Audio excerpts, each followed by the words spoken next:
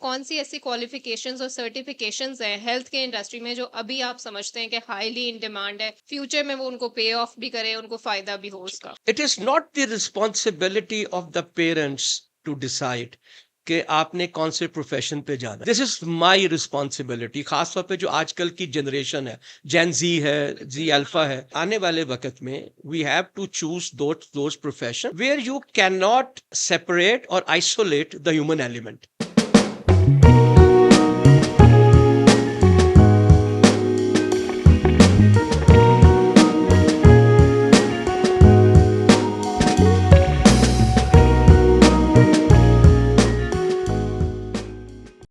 Assalamualaikum. Welcome to another episode of Health and Life Pakistan. I'm your host Amna.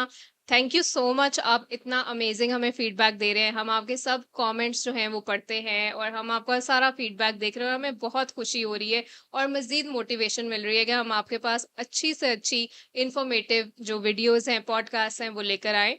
और हमारी हमेशा यही कोशिश होती है कि हेल्थ से रिलेटेड जो भी आपके मसले मसाइल आजकल हमारी एज अ सोसाइटी चल रहे हैं, हम उन पे बात करें और ऐसे लोगों को अपने शो में बुलाएं जो आपको सही, ऑथेंटिक, रिलायबल इंफॉर्मेशन दें और आप उन मसलों का हल निकाल सकें। तो आज भी हम जिस टॉपिक पे बात करने जा रहे हैं वो एक बहुत ज़रूरी, आजकल के ज़माने में मैं समझती हूँ इस पे बात करना बहुत ज़रूरी है और इस पे बात बहुत कम हो रही है। तो इसी हवाले से आज जिस टॉपिक पे हम बात कर रहे हैं वो है हेल्थ केयर इंडस्ट्री जो है हमारी, उसमें स्पेशली करियर प्लानिंग जो है। हम देख रहे हैं कि आजकल हर दूसरा बच्चा जो है वो हेल्थ केयर इंडस्ट्री में जा रहा है, यूनिवर्सिटीज़ में। इवन जो पेरेंट्स हैं उनकी सबकी ख्वाहिश ये होती है कि हमारा बच्चा जो है वो डॉक्टर बने या कोई भी हेल्थ केयर प्रोफेशन चूज करे। लेकिन इस ख्वाहिश के साथ साथ बहुत सारे चैलेंजेस भी इन लोगों को फेस करने पड़ते हैं। तो आज हम इसी हेल्थ केयर इंडस्ट्री के ऊपर बहुत ही डिटेल में आपको बताएंगे कि क्या चैलेंजेस हैं, किस तरह से उनको ओवरकम किया जा सकता है। और सबसे ज़रूरी बात ये कि एक रिपोर्ट के मुताबिक 2025 के जो पहले 6 महीने हैं उसमें 3,36,000 जो हेल्थ केयर प्रोफेशनल्स हैं वो पाकिस्तान छोड़ के जा चुके हैं बाहर, इस उम्मीद के साथ कि शायद उनको बाहर बहुत अच्छी अपॉर्चुनिटीज इस इंडस्ट्री में मिलेंगी। तो हम आज आपको बताएंगे कि क्या पाकिस्तान में ये जो इंडस्ट्री है ये कितनी तेजी से ग्रो कर रही है और वो जो चैलेंजेस हैं उनका सामना किस तरह से करना है, क्या चीज़ें हैं जो हमें अपने लाइफ में चेंजेस लाने की ज़रूरत है ताकि हम इस इंडस्ट्री में मज़ीद ग्रो कर सकें। तो इसके लिए हमने आज जिन गेस्ट को दावत दी है वो है कामरान साहब। इनका हेल्थ केयर इंडस्ट्री से बहुत पुराना ताल्लुक है। इनका इस इंडस्ट्री में टीचिंग का भी एक्सपीरियंस है और बहुत सारी फार्मास्यूटिकल कंपनीज में इन्होंने सीनियर पोजीशंस पे काम किया है। तो लेट्स वेलकम आवर गेस्ट। अस्सलाम वालेकुम जी मिस्टर वालेकुम कामरान सलाम। साहब, कैसे हैं आप? Thank you very much, I am really honoured to be here जी। Thank you so much for coming.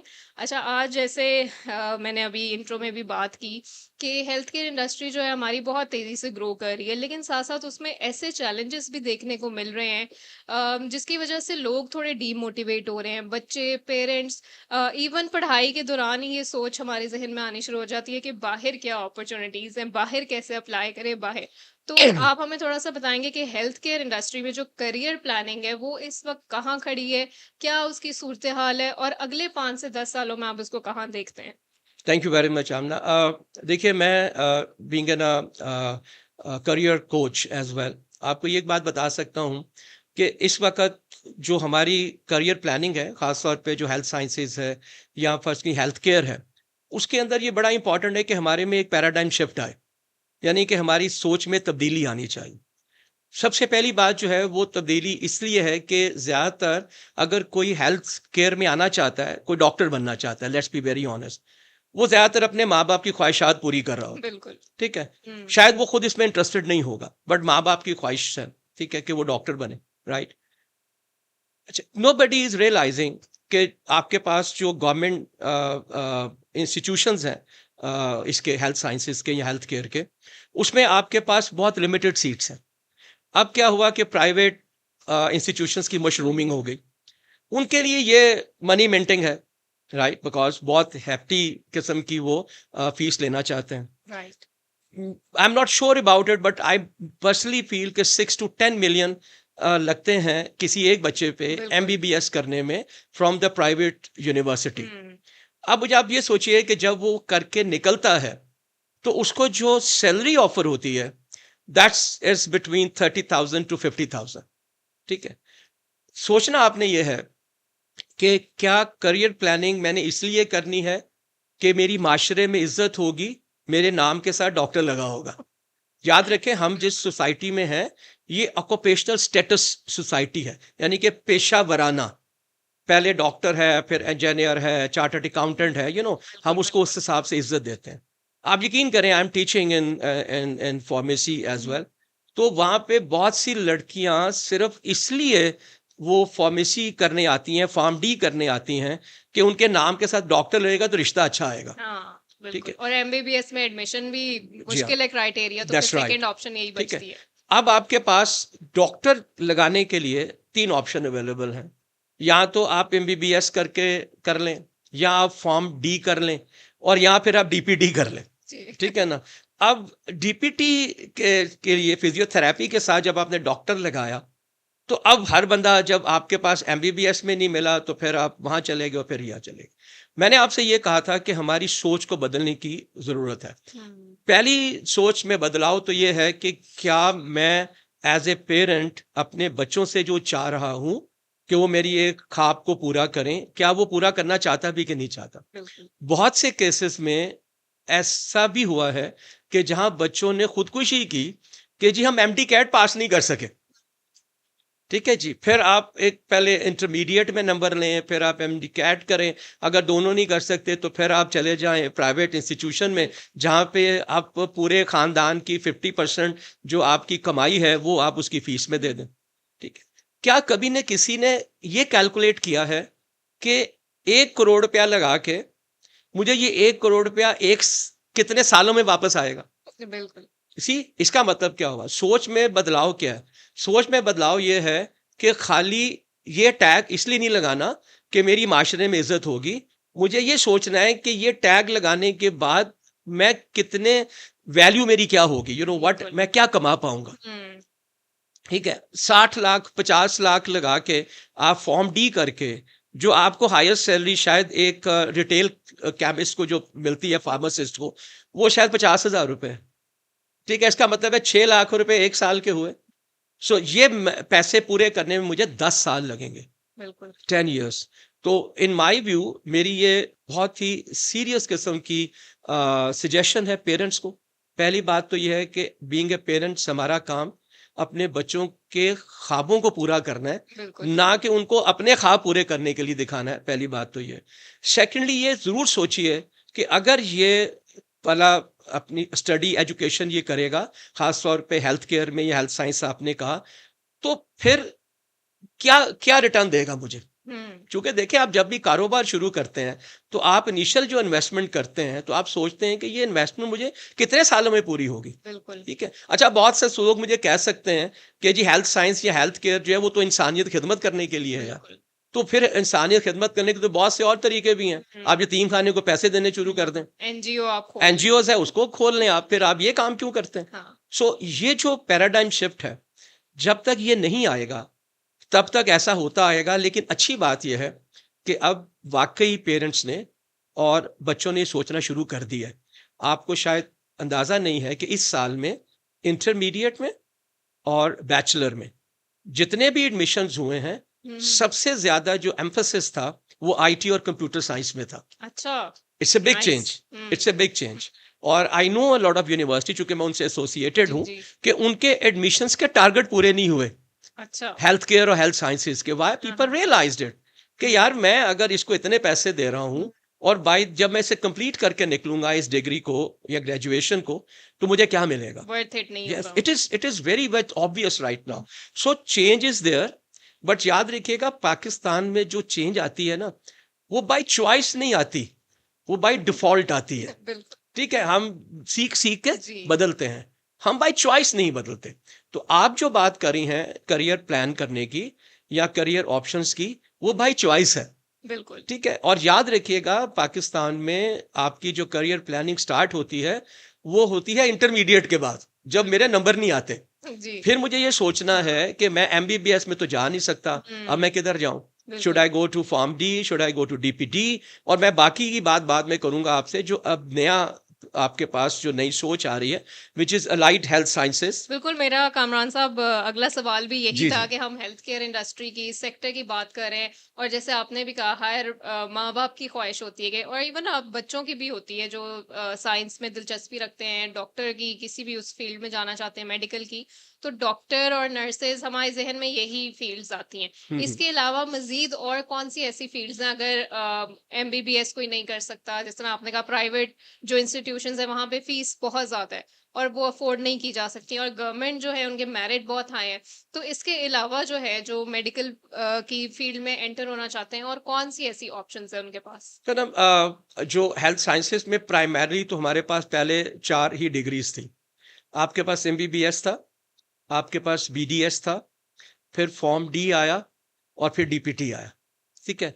अब जब ये आ गया और उसके बाद आपके पास कोई ऑप्शंस नहीं रही, तो फिर एक आया अलाइड हेल्थ साइंसेस। बिल्कुल। अब इसमें आपके पास 2 ऑप्शंस अवेलेबल हैं। या तो आप इसमें बैचलर कर लें और या फिर इसके ऊपर डिप्लोमा एंड सर्टिफिकेशंस अवेलेबल हैं, हुँ, जो शॉर्ट ड्यूरेशन है, 2 इयर्स है, वो 4 इयर्स है। अब और मेरा अपना ये ख्याल है कि ये बहुत ही इंटरेस्टिंग किस्म की एक प्रोपोजिशन अवेलेबल है करियर के लिए। अब आप देखें कि आप कार्डियोलॉजी परफ्यूजन आ गया, ठीक है, ऑप्थेल्मोलॉजी आ गया,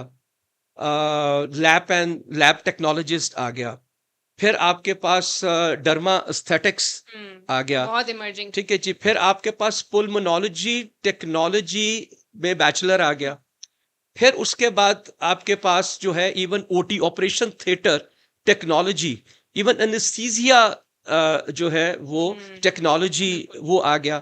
इसका मतलब ये है कि now you are having a lot of career. Problem क्या है कि मैं ये सोचता हूं कि जब मैं किसी को अपना तारुफ कराऊंगा और मैं ये कहूंगा कि I am a lab technologist, तो वो क्या सोचेगा? क्योंकि बिल्कुल। उस हमारे माशरे को ये नहीं पता हाँ, कि एक लैब टेक्नीशियन होता है और एक लैब टेक्नोलॉजिस्ट होता है, दोनों में फर्क है। इस तरह से बायोटेक्नोलॉजिस्ट है, ठीक है। क्योंकि इट इज वेरी इंपॉर्टेंट कि इस माशरे में अवेयरनेस क्रिएट की जाए कि ये बिल्कुल। जो हम कर रहे हैं, अब कितना लोग आजकल अपने वो फेस पे ब्यूटॉक्स और पता नहीं क्या क्या कराते हैं। Who is going to do that? वो जो डर्मा जो एस्थेटिक्स का टेक्नोलॉजिस्ट होगा वो करेगा। टेक द एग्जांपल ऑफ, जब हम कार्डियोलॉजी टेक्नोलॉजी की बात कर रहे थे, whenever there is an open heart surgery, तो आपको एक हार्ट लंग मशीन चाहिए होती है। बिल्कुल। Who is operating that heart lung machine? Hmm, it's going to be done by the cardiology technologist. See, इस तरह से एनेस्थीसिया के अंदर आप डिफरेंट जो उसकी टेक्नोलॉजी यूज कर रहे हैं, ही इज नॉट द एनेस्थीसिस्ट। वो तो डिसाइड करेगा तुमने क्या यूज करना है, हाँ, कौन सा एनेस्थीसिया यूज करना है, उसे कौन यूज करेगा? एनेस्थीसिया टेक्नोलॉजिस्ट यूज करेगा।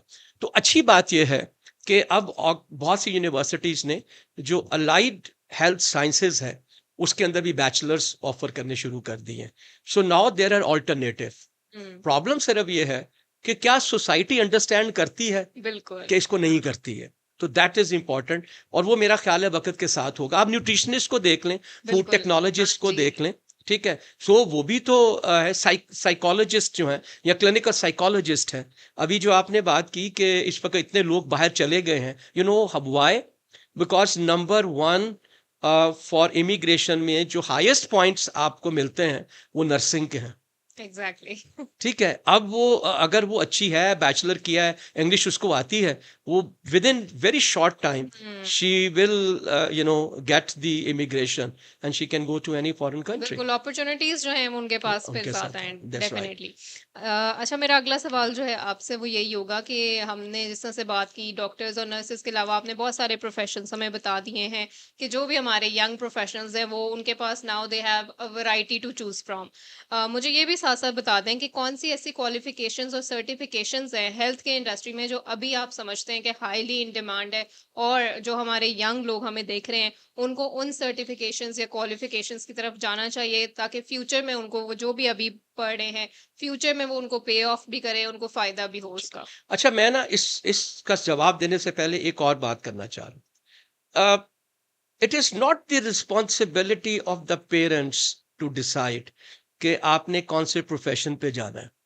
This is my responsibility. खासतौर पे जो आजकल की जनरेशन है, जेन जी है, जी अल्फा हाँ। है, they have so many tools available to search. ठीक है, डेटा एनालिटिक्स वो कर सकते हैं। तो क्या उनको नहीं पता कि मैं अगर आज एक करियर स्टार्ट कर रहा हूँ, से but I am in matric and I am thinking of doing something, तो इसका मतलब है कि मुझे 7 साल चाहिए, 6 साल चाहिए। 4 साल मेरे बैचलर के, 2 साल मेरे इंटरमीडिएट के, तो 6 साल का मतलब है कि I M right now in 2025. So it's mean that I will be into the practical field by 2030, 31 and 32. What will be happening at that time? This is my responsibility कि You मैं have to उसको do the search math. करूं। जी ठीक है, फिर अच्छा मैंने जी मुझे अच्छा है लगता है health sciences, then I have to find out, जो मैंने आपको बहुत सी एसोसिएटेड डिग्री बताई, कि यार कौन सी की ज्यादा डिमांड होगी, वेयर आर दी अपॉर्चुनिटीज। ये जो हम बड़े स्वॉट एनालिसिस करते रहते हैं, they should do it and try to find out. अगला सवाल आपका ये था कि क्या होगा। देखिए हमने ये देखना है कि कौन सी ऐसी फील्ड होंगी जहां पे एआई आपके पास, या जो दो टूल्स अवेलेबल हैं, virtual reality and augmented reality, कौन सी हैं जो कि इम्पैक्ट नहीं करेंगी उस प्रोफेशन को। बिल्कुल ठीक है जी। अब फर्ज कीजिए कि आपने किसी की फेस पे मेकअप करना है, do you think a robot can do it? Yeah, but not to that extend what a human person can do it. इसका मतलब है कि आने वाले वक्त में we have to choose those profession where you can not separate और isolate the human element. एक पहली बात। सेकंड, याद रखिएगा, हर इंसान ये चाहता है कि वो खूबसूरत नजर आए, which mean that related to nutrition, related to aesthetics, dharma aesthetics, right?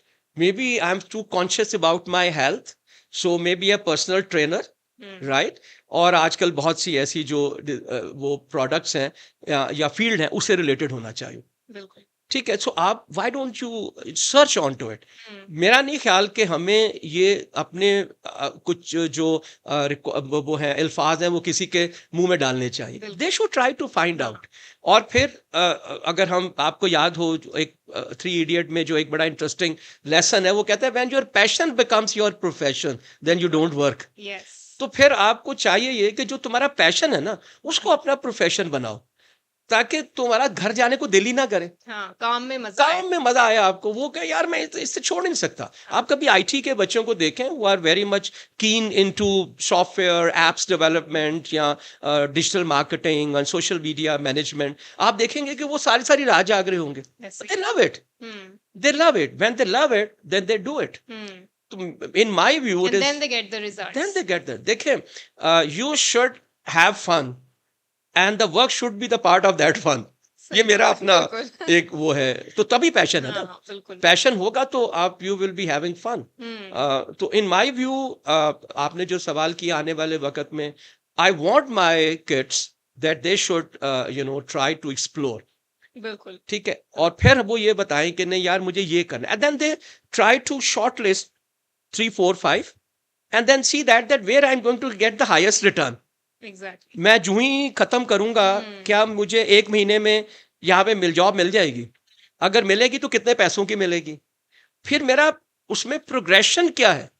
ऐसा तो नहीं है कि आज मुझे 1,00,000 की मिल गई, बट 1,00,000 से 2,00,000 पहुंचने में 5 साल लग जाएंगे। हाँ, ये भी बहुत जरूरी है। तो is it some profession? Future planning आपको पहले से ही करनी है। Absolutely right, absolutely. अच्छा, इसके अलावा मुझे ये भी बताइएगा कि जैसे हम हेल्थ केयर इंडस्ट्री की बात करें, कंपटीशन बहुत ज़्यादा नो डाउट हर फील्ड में ही है, और हेल्थ केयर इंडस्ट्री में भी अब देखा जा रहा है, जैसे आपने भी कहा, इमर्जिंग फील्ड्स भी बहुत सारी हैं और हर कोई इस फील्ड में आ रहा है। तो इतनी कंपेटिटिव इंडस्ट्री में एंटर होने के लिए जो हमारे स्पेशली यंग फ्रेश ग्रेजुएट्स हैं, उनको किस तरह अपने आप को प्रिपेयर करना चाहिए? क्या उनकी प्रिपरेशन होनी चाहिए इस फील्ड में एंटर होने के लिए? पर्सनल ग्रूमिंग के हवाले से बात करें या नॉलेज के हवाले से, किस तरह से वो इस कंपेटिटिव फील्ड में एंटर होने के लिए अपने आप को प्रिपेयर? सादिया, जो है ना ग्रूमिंग वाला पार्ट, स्किल्स वाला, उस पे बाद में आते हैं। Let's first of all confine ourselves to the knowledge. You know what is the biggest challenge? चलो यार, मैंने नई करियर प्लान किया, मैंने फॉर्म डी फर्स्ट करें, मुझे एमबीबीएस में दाखिला नहीं मिला, मैंने फॉर्म डी ज्वाइन कर लिया। अब मुझे नहीं पता कि 5 साल में मैंने क्या करना है। देखिए, 5 years में you should be completing at least 5 internship. फायदा number 1, your CV will be having a lot of meat into it। ठीक है, नंबर 1 वेट है उसका। नंबर 2 ये है कि you will be learning that actually practically होता क्या है। बिल्कुल। तो जब आपके पास ये समर ब्रेक आता है, यार मुफ्त चले जाओ, मैं यहाँ तक लोता फार्मेसी ते मैं ले दी, मैं बस देखांगा, तो ये पैसे ना दो। लेकिन वो जो 6 वीक्स हैं, वो 4 वीक्स हैं, वो 8 वीक्स हैं, जो आप उसमें सीखोगे ना, हम्म। वो तुम्हें 10 साल में नहीं आएगा पढ़ने में। ठीक है, तो आपको क्या करना है, पहले मैं रिटेल फार्मेसी पे जाऊंगा, फिर मैं किसी हॉस्पिटल के अंदर जाके देखूंगा कि वहां पे क्या होता है। थर्ड मैं क्या करूंगा, third I might go to some pharmaceutical company and say that कि यार मुझे अपनी वो प्रोडक्शन में क्यूए उसी में एक टीएशिप दे दें। चौथे साल में मैं क्या करूंगा, I will go to the sales and marketing of any company as well. Volunteer करें। That's right. ठीक है, देन यू 5 साल के बाद जब आप अपना सीवी बनाओगे ना, तो that CV will be very different then a CV who is a fresher. And you will be a very different person. Absolutely. आप इतने, you know what is happening in organization, you know what skill I need and what knowledge I need to be successful there as well. बिल्कुल। तो ये जो part है ना, ये बहुत मिसिंग है। अच्छा, आपकी इसमें बात बिल्कुल सही है, सॉरी टू इंटरप्ट यू, लेकिन बुकिश जो हमारी नॉलेज है ना, उसके ऊपर बहुत ज्यादा फोकस होता है और वो प्रैक्टिकल लाइफ से बहुत डिफरेंट होती है। जब आप प्रैक्टिकल लाइफ में आते हैं, जो उसके चैलेंजेस होते हैं, तब आपको समझ नहीं आ रहा होता, फिर you are in a state of confusion कि मैंने कुछ और पढ़ा था और प्रैक्टिकली कुछ और है। तो ये बिल्कुल सही मैं बात है इसमें ना एक चीज एक पॉइंट, क्योंकि नेचुरली हमारा पॉडकास्ट क्योंकि उससे रिलेटेड होगा, टाइटल होगा, तो ज्यादातर आपके पास हेल्थ केयर के लोग या हेल्थ साइंसेज के लोग देख रहे होंगे। मैं उनको एक लेसन देना चाहता हूँ, जो कि ज्यादातर केसेस में हम शायद बिजनेस ग्रेजुएट्स को देते हैं। किसी भी ऑर्गेनाइजेशन में आप चले जाएं ना, तो आपके पास 3 तरह का नॉलेज होना चाहिए। Number 1 is technical, which mean that MBBS, BDS, form D और DPT, what ever it is, which is okay. अच्छा, उसमें हम चूंकि फोकस कर रहे होते हैं, वो हमें आता भी है। जो सबसे इंपॉर्टेंट नॉलेज है, वो कंसेप्चुअल नॉलेज है, एग्जैक्टली। कि जो तुमने सीखा है, क्या तुम उसको रियल लाइफ में अप्लाई कर सकते हो। Which mean that from knowledge reproduction to knowledge reconstruction. अच्छा, ऑर्गेनाइजेशन मांगती है नॉलेज रिकंस्ट्रक्शन। वो आपको एक प्रॉब्लम देती है, कहती जा ये प्रॉब्लम है, इसको तुमने सॉल्व करना है। वो प्रॉब्लम कैसे सॉल्व होगा, because what ever I have learn, I will be conceptualising it and I will be applying it. और तीसरा जो बहुत वीकर है आजकल की जेन जी में नॉलेज जो है, वो पीपल नॉलेज है, how to work with the people. बिल्कुल। You team cannot be a loner. जो ultimately an organization is a bunch of a group of the people working together. तो आपको उनके साथ करना है। और इसमें ये लोग बहुत पुअर है। Why? Because they don't have emotions. इनका इमोशनल इंटेलिजेंस बहुत स्ट्रांग नहीं है। And I think social media ने भी बहुत ज्यादा जो है लोगों को आइसोलेट कर दिया है, और आई थिंक लोग उसमें इतना ज्यादा अपने आप को डिफरेंस इसीलिए आ गया है क्योंकि हमारी जो सोशल इंटरेक्शन है वो कम हो गई और सोशल मीडिया दैट्स राइट। पे आ गया। अब सॉरी, मैं आप चूंकि ये बात की मैं इसलिए ऐड कर रहा हूँ, उनका प्रॉब्लम क्या है, that 99% of their communication is based on texting. Exactly. जितने मर्जी एमोजी डाल लो, हाँ। जितने तुम मर्जी उसके अंदर स्माइली डाल लो, it cannot replace your face to face interaction. Human So expression. that's why they lack in emotions.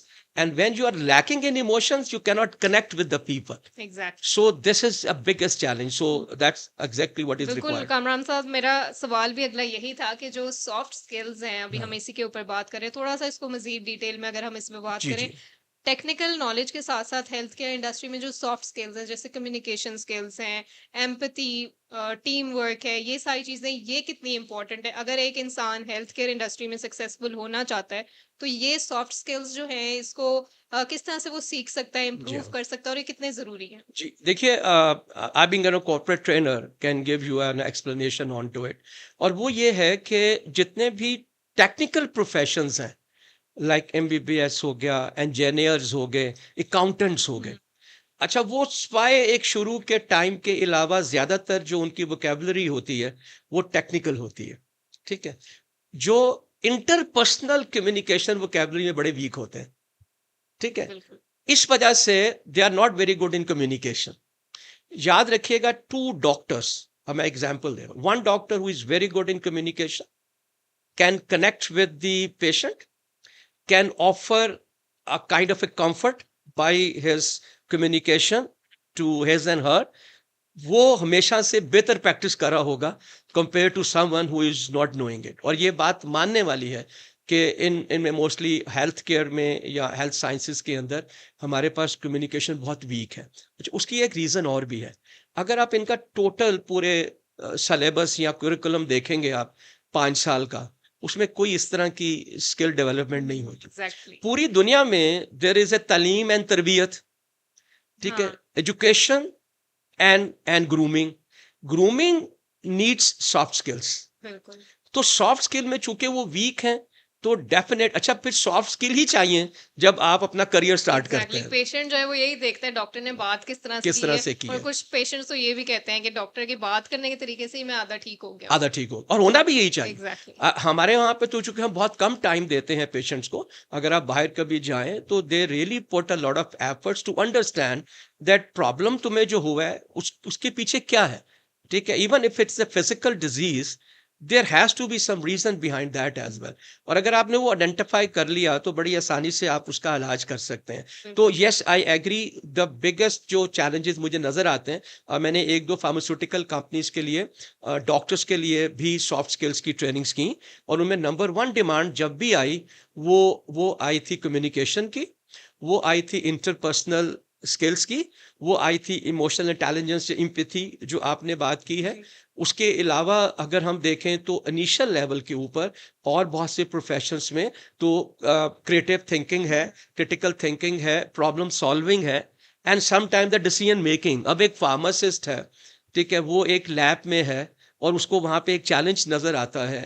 अब उस चैलेंज को उसने रिजॉल्व करना है, तो क्या वो इंतजार करेगा कि मेरा सीनियर आएगा तो फिर मैं करूंगा? He has or she has to make a decision right now over there, that how I have to, overcome this challenge which I'm having right now. बिल्कुल सही बात है। अच्छा, अब मुझे ये बताइएगा कि जिस तरह हमने बात की कि बहुत सारे लोग पाकिस्तान छोड़ के भी जा रहे हैं in search of jobs and new opportunities. Jobs no doubt बहुत डिफिकल्ट होती जा रही हैं, हमारा जो कॉर्पोरेट एनवायरनमेंट है और बहुत सारे चैलेंजेस हैं, लोग बहुत ज़्यादा हैं, जॉब्स कम हैं या हमें अपने मतलब की जॉब नहीं मिलती। तो एंटरप्रेन्योरशिप जो है उसके हवाले से हेल्थ केयर जो प्रोफेशनल्स हैं उसके बारे में आप क्या कहेंगे?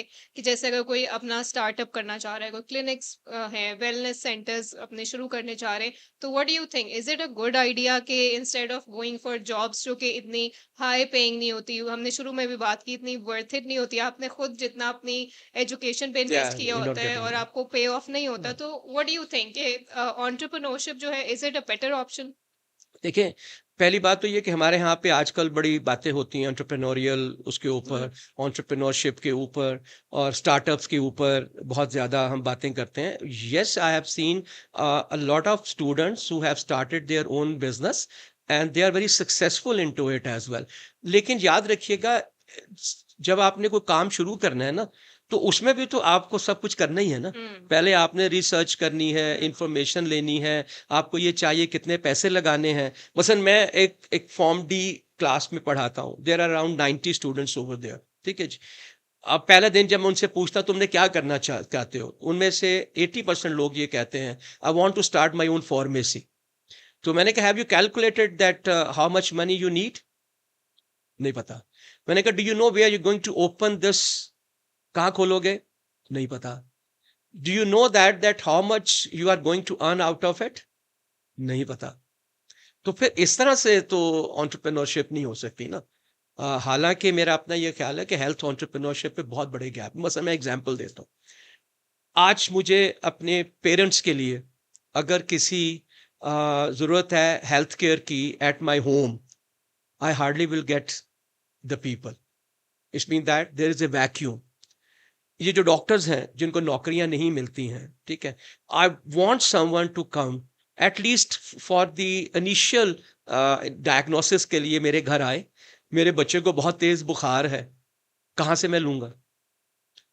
You getting my point? तो क्या ये एंटरप्रेन्योरियल अपॉर्चुनिटीज नहीं है? बिल्कुल। ठीक है, मैं आपके घर पे आके आपकी जो ऐसी दवाइयां हैं जो लॉन्ग टर्म लेनी है, जैसे डायबिटीज है, हाइपरटेंशन है, साइकोलॉजिकल इश्यूज हैं, तो क्या is it not possible that मैं कोई अपने को 250, 300, 400, 500 का एक बेस बना लूं? उन्हें को जी आप मुझे रिक्वायरमेंट दे दें, आपको जाने की जरूरत नहीं है, मैं हर उस दिन आके आपको दे जाऊंगा, अपने पैसे ले लिया करूंगा। Good idea.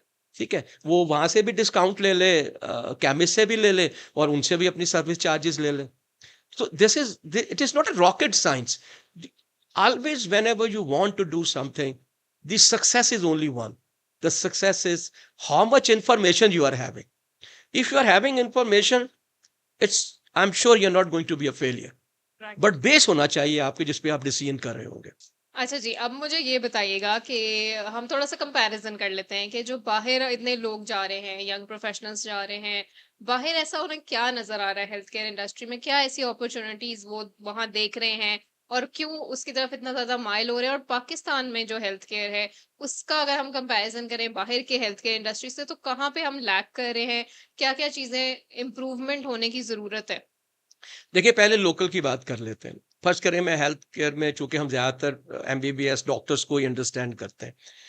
एक सिंपल एमबीबीएस डॉक्टर्स की, I am sorry to use this word, has no worth.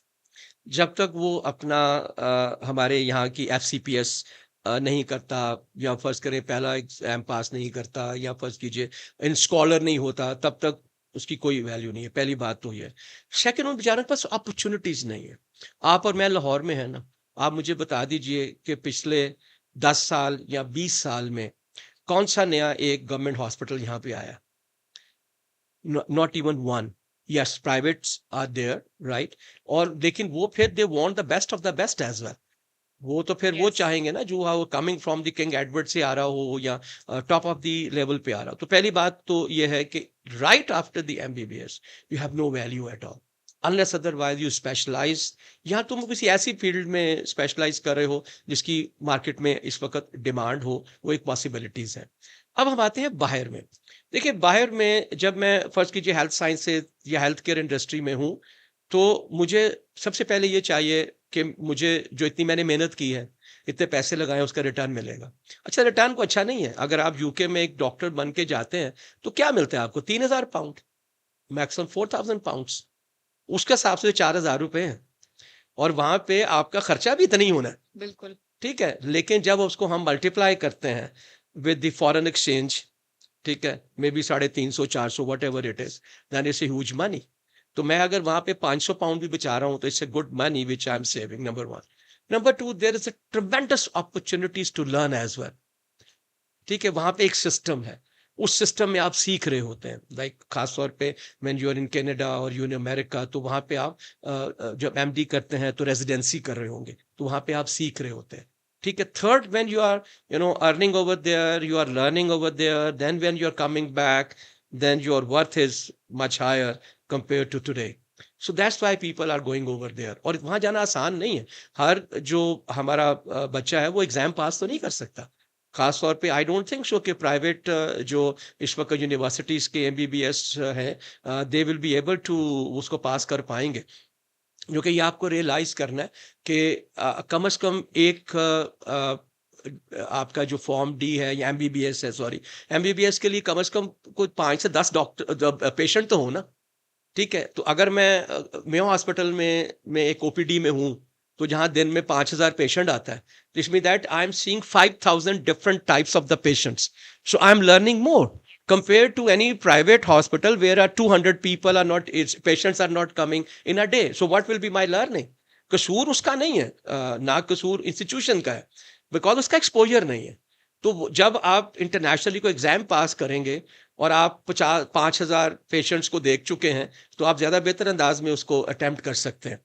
तो यस, देर आर चांसेस। तो number one is earning, number two is learning, and number three is the worth of it as well when you are coming back. और may be वहां पे जब होते हैं तो specialisation भी कोई ना कोई करके आ जाते हैं आप, या किसी खास एरिया में अगर आपने रेजिडेंसी की है, कोई गैस्ट्रो में कर ली है, ऑर्थो में कर ली है, कार्डियो में कर ली है, तो naturally you become specialised into it as well. That's why people are going abroad. Okay, right.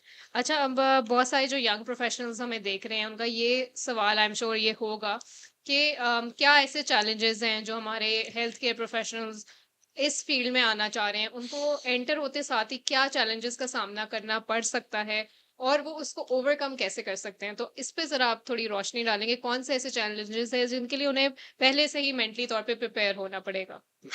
सबसे पहली बात तो यह है कि they have to struggle, that's very clear. तो they should be mentally prepare कि जैसे ही मेरी खत्म होगी एजुकेशन, मुझे डिग्री मिलेगी या नहीं मिलेगी, in both the case mean बाद में मिलती है, तो मैं अगर फील्ड में जाऊंगा तो ये नहीं होगा कि पहले दिन मुझे वो बाहर से उठा के कंधे पे ले जाएंगे और कहेंगे यार नौकरी करो। मैं it's not going to. Struggle is everywhere, वो तो हर यू फील्ड में। You really have to find out, maybe तुम्हें बिल्कुल ही जीरो से स्टार्ट करना पड़ जाए, वो कि यार तो मेरे पास तो जगह नहीं है।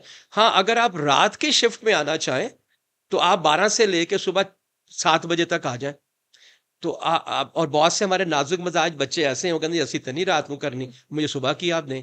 सो it's mean that you have to show the flexibility, you have to show the resolve. Resolve means के you might have a lot of challenges, बहुत से फेलियर्स भी होंगे, लेकिन वो जो आपके अंदर एक जो क्या कहते हैं एक ताकत है, वो पावर खत्म नहीं होनी चाहिए। You should keep on working and you should have something extra to show someone. Maybe जो आपने बात की communication, I am very like well dressed. I can keep myself very very good as well, right? So you have to differentiate.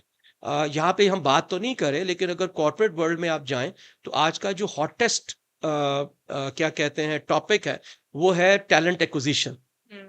We want the best of the best to work. तो अगर फर्ज कीजिए एक hospital बना है यहाँ पे, जो फर्ज करें मलिंडा उसने गेट ने बनाया है, तो वहां पे अगर वो किसी को रखेंगे तो वो कैसा होगा? या फर्ज करें आईएमसी है, इट्स लाइक काइंड ऑफ जो कि बड़े पॉश एरिया में है, तो वहां पे अगर if I am hiring someone तो आम बंदा तो नहीं रखूंगा, फिर उन्हें वो क्राइटेरिया मीट करना यस अच्छा कम्युनिकेशन होगा, अच्छा लिबास पहना होगा, उसका अच्छा एक ग्रूम पर्सनालिटी होगी, उसके बोलने का अंदाज होगा, उसके चलने का एक अंदाज होगा, तो फिर ही मैं रखूंगा। तो you have to differentiate yourself. तो ये जो आखिरी एक साल है ना, I think that is the most important in any of this health care और हेल्थ आपकी जो साइंसेस है उसके पॉइंट ऑफ व्यू से, कि you really have to work on your personality so that when you are going for an interview you are definitely differentiating yourself. बिल्कुल बिल्कुल, आपने बहुत सही ये बात की है कि पर्सनल ग्रूमिंग भी साथ साथ उसके ऊपर फोकस करना भी बहुत जरूरी है। अच्छा, मुझे ये बता दीजिएगा कि एक स्टूडेंट जो है, जो अनश्योर है अबाउट हिज करियर पाथ, वो किस तरह से, क्या उसका माइंडसेट होना चाहिए जब वो अपने लिए कोई अपॉर्चुनिटीज एक्सप्लोर कर रहा है? ऑब्वियसली हम हेल्थ केयर प्रोफेशन की ही बात करें, तो इस प्रोफेशन में जो वो अपने लिए अपॉर्चुनिटीज एक्सप्लोर कर रहा है, सर्च कर रहा है, उसका क्या एक माइंडसेट होना चाहिए अगर वो स्पेशली अनश्योर है, उसको नहीं पता कि उसने इस फील्ड में एंटर तो वो हो गया, लेकिन आगे करना क्या है? बहुत आसान है, जैसा मैंने आपसे कहा, they have to get as much information as possible. बस I want to be a doctor first कीजिए, so what you need to do, I have to go to an hospital and have to observe one doctor की करता है, ठीक है ना? 30 घंटे की कई दफा वो बेचारा अपनी वो कर रहा है, कई दफा वो 24 घंटे की वो कर रहा है। उसको पता होना चाहिए कि am I ready to accept this kind of an stress और नॉट, ठीक है? And at the end of the day, after doing all this stressful kind of the routine, what I'm going to get out of it, मुझे मिलेगा क्या उसके बाद? ठीक है? I think we as हमारे जो mostly youngsters हैं, they are very weak in analysis, ठीक है? They are very weak to find out that where there is a match between my personality and a profession. You have to create a match. मतलब मैं आपको example देता हूँ। मेरी एक भतीजी, शी इज इन कनाडा, ठीक है, and she was pursuing the MD, यानी कि वो एमबीबीएस करना चाह रही थी। मीनवाइल आपको शायद पता नहीं, कनाडा में वो राइट आफ्टर द ग्रेजुएशन आपको ऑफर नहीं करते। वो कहते हैं पहले जाओ ऐश उश करो, तो 4-5 साल के बाद आके बताना कि तुम वाकई सीरियस हो इसके अंदर के नहीं है। चूंकि उनको पता है कि जितनी ये डिमांडिंग जॉब है या डिमांडिंग काम है, क्या आप कर सकेंगे कि नहीं कर सकेंगे? अच्छा, उसके बाद क्या हुआ कि देन आई कॉल्ड, पता चला कि शी कम्युनिटी हेल्थ में उसने बैचलर कर लिया। तो मैंने कहा why you have done it? तो वो शी कॉल्ड मी अबू, कहती है Abu I don't think so that I can absorb that stress of A doctor. She took her time to decide. हाँ, और उसने वो किया। मैंने कहा बट व्हाई? कहती I am like 9 to 5 person. I don't want to compromise on my quality of my personal life. And this is even more paying me more as well. Why should I be into that? तो इसका मतलब ये है कि उसने अपनी personality को match किया, ठीक है? उसने कहा नहीं, आई हैव टू, ये मैं नहीं कर सकती कि मैं सारी रातों को भी रहूं, कभी 24 घंटे, कभी 30 साल, 30 घंटे, कभी रात को मुझे वो फोन आ रहा है कि जी इमरजेंसी आ गई फला, आई वांट टू है। तो इसका मतलब ये है कि आपको देखना है, वही बात है कि तुम्हारा पैशन क्या है, और आप वे स्ट्रेस भी कितना हैंडल कितना कर कितना सकते हो। कंफर्टेबल हो यार तुम, कितना कंफर्ट। आप देखें कि एक पेशेंट को ट्रीट करना कोई आसान काम नहीं है, because one wrong decision can lead to the death as well. Exactly. तो इसका मतलब है you need to find out, ये मैं करूंगा भी कि नहीं करूंगा इट्स अ मैं। Big responsibility on absolutely your right, shoulders. Absolutely right. So you need to find out. Even okay. Still you want to do in health science, तो यार बीडीएस करके कर लेते हैं, हम्म। चले और कुछ नहीं तो उसमें इतना तो वो नहीं होगा ना, क्योंकि बीडीएस में आपने अक्सर देखा होगा वो रातों की वो नहीं होती, इमरजेंसी केसेस भी नहीं होते नहीं हैं। होते। 9 to 5 आपने काम किया, घर चले गए बिल्कुल। वहां पे। बिल्कुल ठीक हो गया कामरान साहब। एंड पे एक मोटिवेशनल एडवाइस जो आप हमारे यंग प्रोफेशनल्स हैं या ऐसे बच्चे हैं जो भी इस फील्ड में आना चाहेंगे, उनके लिए एक जो पीस ऑफ एडवाइस मोटिवेशनल आपकी तरफ से क्या होगा? वेल इट्स वेरी डिफिकल्ट, मेरी खैर अक्सर बातें मोटिवेशनल ही होती हैं, लेकिन इन my view it is very important कि तुम्हें ना एक ख्वाब देखना चाहिए। वो ख्वाब वो नहीं है जो आपने एफएससी के बाद देखना है, वो ख्वाब वो है जो कि आपने बचपन से देखना है, ठीक है। And then you should have a resolve to achieve that dream as well.